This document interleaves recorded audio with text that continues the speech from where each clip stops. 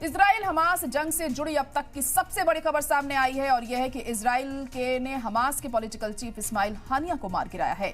Iran के Islamic revolutionary guard corps ने इसकी तस्दीक की है। ईरान के एक बयान में कहा गया है कि तेहरान में उनकी रिहाइशगाह को निशाना बनाया गया है और हमास चीफ इस्माइल हानिया और उनके एक बॉडीगार्ड का कत्ल कर दिया गया।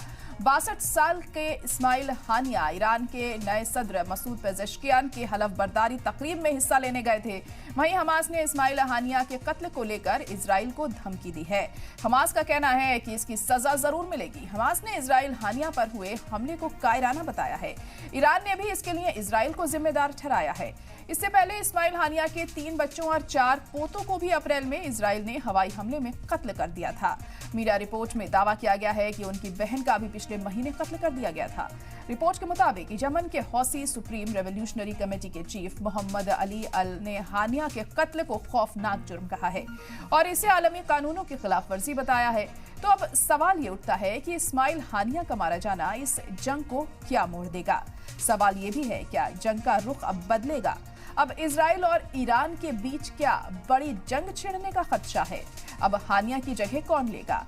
इन सब सवालों के जवाब जानेंगे और आपको बताएंगे कि आगे क्या कुछ हो सकता है। खास मेहमान भी हमारे साथ जुड़ेंगे। लेकिन जिस तरीके से इस्माइल हानिया की मौत हुई है, उनका कत्ल किया गया है, उसके बाद तमाम सवाल खड़े होते हुए यहाँ पर दिखाई दे रहे हैं कि आखिर ये क्या इजराइल की तरफ से किया गया है।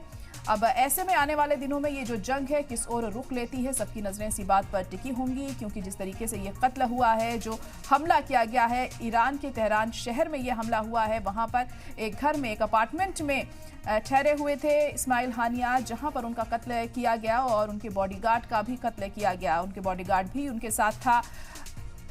और ऐसे में अब ईरान क्या करता है, ईरान की तरफ से क्या कदम उठाया जाता है, ये देखना यहाँ पर अहम होगा। तो तेहरान में इस्माइल हानिया की मौत के बाद अब हालात और ज्यादा कशीदा हो सकते हैं। अब ये जो जंग है किस ओर रुख लेगी, ये तमाम ऐसी चीजें हैं जो वक्त के साथ साफ होंगी। वहीं आपको बता दें कि 7 अक्टूबर को जो हमला हुआ था, इस्माइल हानिया ने अहम किरदार उसमें अदा किया था और एक बड़े लेवल पर हमास को लगातार हिदायत देता रहा था इस्माइल हानिया। और अब उसकी मौत के बाद ये हमास के लिए एक बड़ा झटका है, एक बड़ा सेटबैक है। अब कौन लेगा इस्माइल हानिया की जगह हमास को आगे बढ़ाने के लिए, ये भी अहम होगा यहाँ पर देखना। तो तमाम ऐसी चीजें हैं जो वक्त के साथ साफ होंगी। आपको बता दें कि इजराइल ने हमास के पॉलिटिकल चीफ इस्माइल हानिया को मार गिराया है। ईरान के इस्लामिक रेवोल्यूशनरी गार्ड कॉर्प्स ने इसकी तस्दीक की है। ईरान के एक बयान में कहा गया है कि तेहरान में उनकी रिहाइशगाह को निशाना बनाया गया है और हमास चीफ इस्माइल हानिया और उनके बॉडीगार्ड का कत्ल कर दिया गया। 62 साल के इस्माइल हानिया ईरान के नए सदर मसूद पेजेश्कियान की हलफ बर्दारी तकरीब में हिस्सा लेने के लिए गए थे और वहीं पर उन पर हमला हुआ है।